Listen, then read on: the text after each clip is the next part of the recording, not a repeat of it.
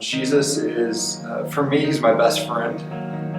For others, he's an offensive name that is misunderstood and misused on a regular basis. Another part of it is you say he made some pretty bold claims as to who he was.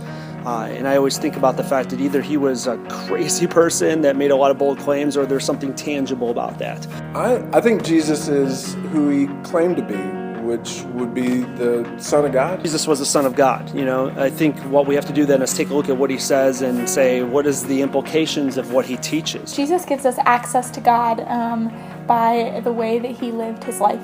While he was on earth, he lived a perfect life, and he didn't make any mistakes. He didn't mess up. He didn't sin. But we have sinned and moved away from God.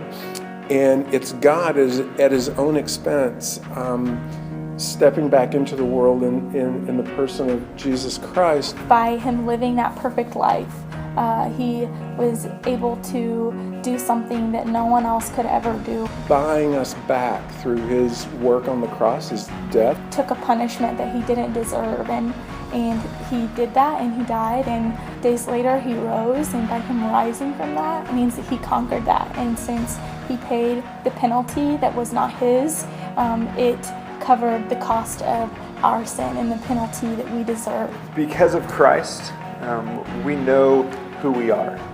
We're found in him. And in him we have life, and life to the full. Overall, I'd say the purpose of the Christian is to glorify God. Conformed into the image of Christ, to follow Christ and become like him. And I think the world defines a Christian as someone that is against a lot of things.